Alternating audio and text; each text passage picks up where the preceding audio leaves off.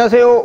참 좋은 NTV 아리랑 부동산의 김윤관입니다. 세종시 6-3생활권 공공분양 아파트 청약이 있습니다. 그래서 그거에 대해서 한번 둘러보도록 하겠습니다. 세종 엘리프 보도록 할게요. 좀 양이 방대해가지고 1편과 2편으로 나눠서 찍을 겁니다. 여기 엘리프 모습이고요. M4 엘리프 6-3생활권입니다. 여기가 BRT 정류장이 있고 여기도 BRT 정류장이 있어요. 중간 정도에 있는 거고 요 학교, 초등학교, 중학교 그리고 캠퍼스 고등학교까지 바로 근처에 있는 단지다 라고 볼 수 있고요. 뭐 공원이라든지 이런 것들이 되게 잘 되어 있는 단지입니다. 원래 공공분양 아파트 입지는 최상이라고 보셔야 돼요. 굉장히 좋은 위치에 보통 공공분양 아파트들이 들어오고 있다라고 볼 수 있습니다. BRT 정류장 그리고 BRT 노선에 바로 인접해 있는 아파트 단지라고 보면 될 것 같습니다. 단지 평면도고요. 단지를 보시면은 이게 정남향이 이렇게 되잖아요. 이 정남향 쪽인데 다 타워형이 이렇게 1, 2, 3, 4, 1, 2, 3, 4 주상복합 형식으로 아파트가 배치가 됩니다. 요 뒤하고 요 앞에 라인은 저층부 작은 평형대가 많이 배치되어 있다는 걸 볼 수 있을 겁니다. 입주자 모집 공고는 2월 22일자입니다. 그리고 3월 4일은 특별 공급이고요. 1순위는 3월 7일입니다. 2순위는 뭐 크게 중요하지가 않고요. 당첨자 발표는 3월 15일, 그리고 정당 계약은 4월 18일부터 시작한다. 이렇게 일정이 잡혀 있고요. 공공분양은 560세대라는 거고요. 장기 공공임대가 있습니다. 이건 159세대, 이건 별도로고요. 1035세대 중에서 560세대를 공공분양으로 청약을 하는 겁니다. 여기도 보시면 알겠지만 아까 뒷부분은 좀 저층부라고 그랬잖아요. 이 앞에는 다 저층이에요. 이렇게 작은 평형대. 신혼 희망으로 이렇게 분양하는 것들은 이렇게 저층부가 많아요. 그리고 요 라인 요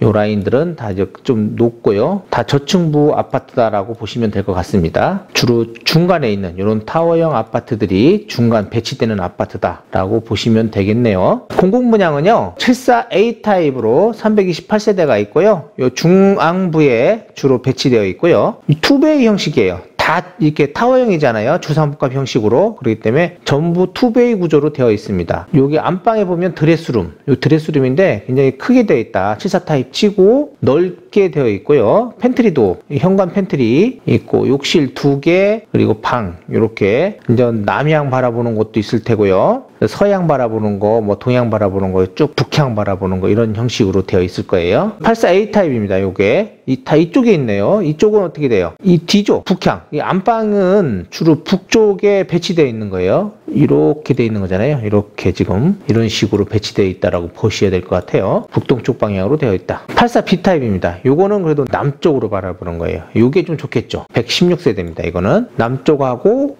동쪽, 남동쪽 형식으로 되어 있는 거예요. 이렇게 정남향이라고 보셔야 되겠죠. 84B 타입이 위치적으로는 굉장히 좋아 보이고요. 116세대. 84A도 116세대. 이렇게 됩니다. 전용, 그러니까 74 타입하고 84 타입으로 되어 있는 거고요. 560세대. 요게 지금 WW 엘리프 세종 6-3 이렇게 치시면 바로 홈페이지로 갈 수 있고요. 입주자 모집 공고일은 22년 2월 22일 기준으로 합니다. 그리고 세대원하고 세대주가 청약을 할 수 있는데요. 특별 분양은 이제 세대원이 청약할 수 있는 게 있고요. 일반 공급은 세대주만 청약이 가능합니다. 중복 청약하시면 둘 다 부적격 처리되고요. 여기서 중요한 거는 일반 공급입니다. 일반 공급의 입주자로 선정된 분은 입주자 모집 공고일부터예요. 입주 시까지 무주택 세대 구성원 자격을 그대로 유지하고 계셔야 돼요. 만약에 입주 전이라도 중간에 집이라도 잠깐 생겼다라고 하면 이 청약 당첨된 거는 무효가 됩니다. 꼭 알고 계셔야 되는 상황이고 굉장히 중요한 상황입니다. 그리고 입주자 모집 공고일 현재 1년 이상 당해 지역이죠. 세종시에 거주하신 분 60%를 우선 공급한다고 합니다. 자, 요건 이제 집약적인 건데요. 특별 공급은 기간 추천하고 다자녀 가구 신혼부부는 청약 통장이 6회 이상만 들어가 있으면 되는 거예요. 그리고 국가유공자나 장애인은 청약 통장이 없어도 되고요. 그리고 기간 추천은 자산 소득 요건이 필요가 없어요. 그리고 일반 공급도 자산 소득 요건이 필요가 없습니다. 그렇지만 나머지 지금 다자녀, 신혼부부, 노부모나 생애최초는 다 자산 요건과 소득 요건을 충족을 하셔야 합니다. 그리고 세대주는 특별공급에서 세대주, 세대원이 청약할 수 있는 게 있다라고 했잖아요. 기관 추천, 다자녀 가구, 신혼부부 이렇게 세 개는 세대주 요건이 필요가 없습니다. 세대원도 청약을 할 수 있는 거예요. 그러나 한 분만 청약을 하셔야 되고요. 노부모나 생애최초 1순위는 세대주만 청약을 할 수 있는 겁니다. 그리고 노부모나 생애최초 1순위는요. 청약통장이 24회 이상 들어가 있어야 된다. 그리고 생애 최초는 선납금 포함해서 600만 원 이상이 들어가 있어야 됩니다. 통장에. 그리고 전매 제한은 특별공급 5년, 일반공급 4년이라고 보시면 되겠고요. 여기는 재당첨 제한은 10년간 적용을 받는다라고 되어 있어요. 이게 22년 4월 17일 이후라고 되어 있는데 요 공고문에 다른 데 보시면 10년 재당첨 제한을 받는다라고 되어 있습니다. 그리고 재당첨 제한 적용 주택은요. 이게 분양 전환 공공임대주택을 받았다든지 뭐 토지 임대주택을 갖고 있다 하더라도 재당첨 제한을 받는다고 합니다. 그리고 해당 주택 건설 지역, 세종시죠. 세종시는 재당첨 제한 10년이 적용된다라고 되어 있어요. 자, 요게 이제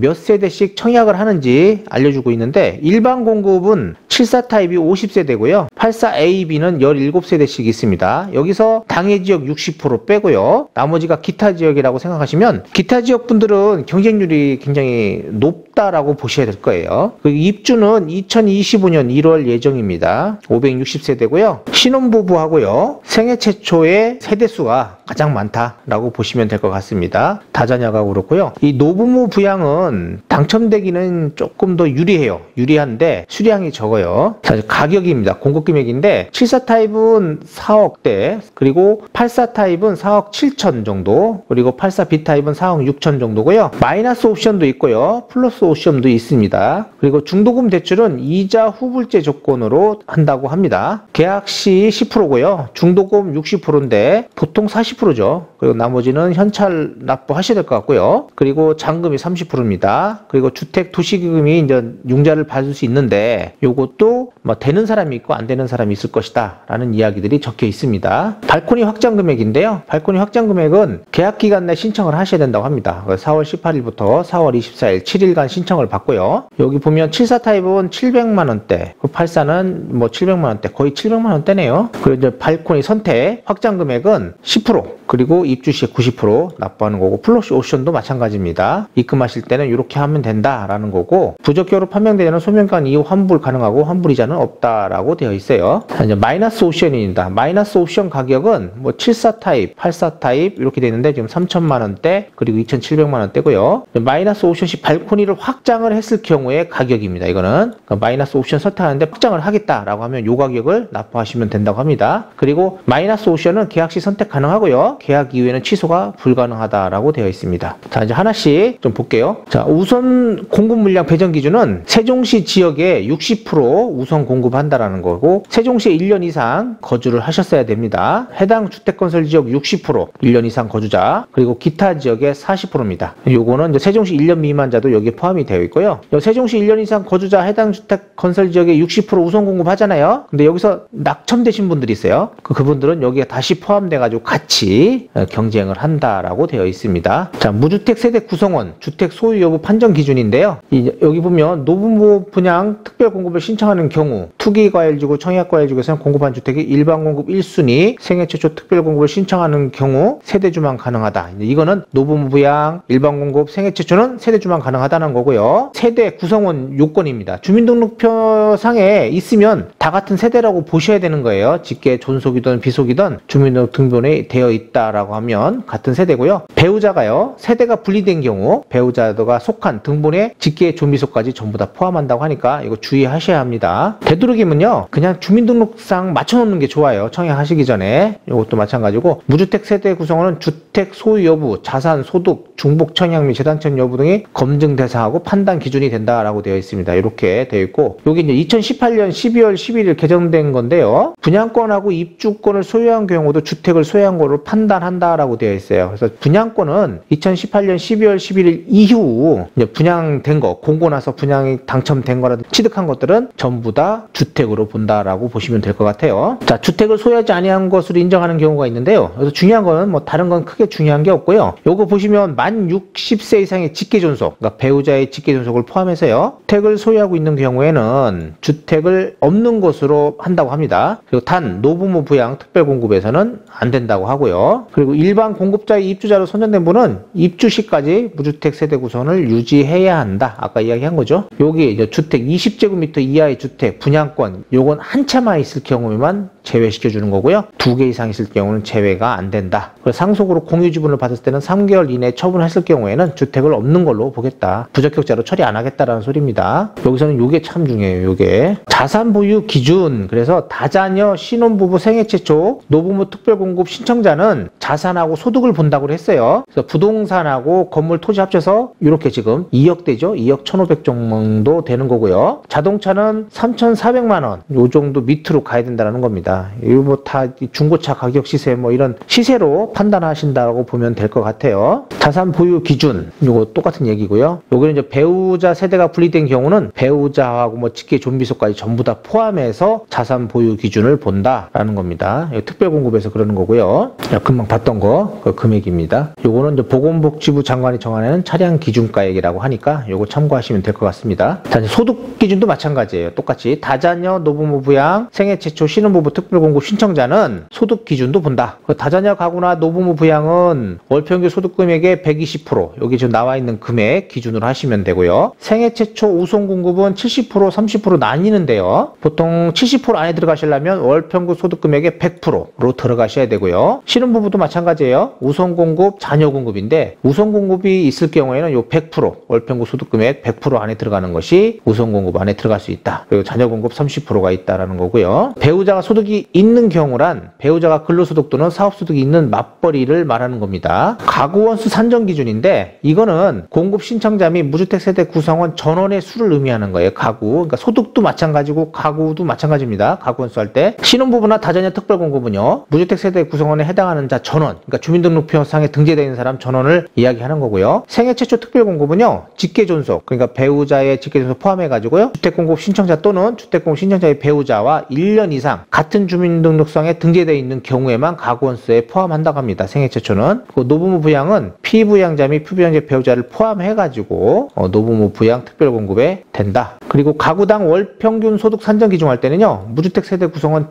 전원을 소득을 합산한다. 라고 보시면 될 것 같아요. 신혼부부, 다자녀 특별공급, 생애 최초 노부모 특별공급들은 주택공급 신청자 및 만 19세 이상 가구원 전원의 소득을 합산한다. 신혼부부, 다자녀 특별공급, 생애 최초 노부모 부양 특별공급은요. 주택공급 신청자 및 만 19세 이상 가구원 전원의 소득을 합산하는 겁니다. 소득 산정 기준 할 때는 무주택 세대 구성원 전원이 들어간다라는 거 꼭 중요하고요. 가구원 수 산정할 때는 이렇게 지금 산정을 하고 있다라는 겁니다. 자, 분양가 상한제는 내가 분양가 상한제 지금 재당첨 제한에 걸려 있는지 없는지는 지금 청약 홈에 들어가셔가지고 청약 자격 확인하시면 이렇게 조회할 수 있다고 합니다. 그래서 재당첨 제한 기간이 걸려 있는지 없는지 확인해 보시면 되고요. 금액 공급하는 주택은요. 투기과열 지구 및 청약과열 지역으로서 재당첨 제한 10년이 적용된다라는 걸로 나와 있습니다. 예비 입주자는 500%, 600% 이렇게 해서 선정해서 한다는 거고요. 일반 공급은 특별 공급 잔여 물량과 일반 공급 물량을 합산한 물량의 500%까지 예비 입주자를 선정하겠다라고 합니다. 최하층 우선 배정이라는 게 있는데요. 만 65세 이상인 분들, 이런 분들이 신청할 수 있고요. 그리고 장애인 등록증이 발급된 분이어야 돼요. 그리고 다자녀 가구, 미성년자 자녀가 그러니까 3명 이상의 자녀를 둔 사람들이 최하층 우선 배정을 받을 수 있겠다라고 체크를 하시면 거기 우선 배정해 주겠다라는 겁니다. 이런 것도 잘 이용하시면 좋은 꿀팁이 되지 않겠냐라는 생각이 들고요. 중복 청약되면 무조건 2개 다 부적격 처리가 되니까 조심하셔야 됩니다. 그래서 세대 구성원 중에 신청할 수 있는 거는 세대 구성원 중 1인만 신청이 가능한 거고요. 2인이 신청했을 경우는 전부 다 부적격 처리됩니다. 그리고 세대 주만 청약할 수 있는 건 세대 주만 청약을 하셔야 되는 거고요. 그리고 특별공급, 이렇게 다자녀 가구, 노부모 분양, 생애 최초, 신혼부부 특별공급은 특별공급 신청하시고 일반공급 신청하셔도 돼요. 단 특별공급이 당첨되면 일반공급은 없었던 걸로 되는 겁니다. 그리고 기관 추천은요. 거의 당첨이 확실히 된다고 해요. 기관에서 정해주는가 봐요. 순번으로. 그래서 기관 추천에 이제 당첨되신 분들은 특별공급하고 일반공급 중복 신청이 불가하다고 하니까 그거는 잘 알아보시고 하시는 게 좋을 것 같습니다.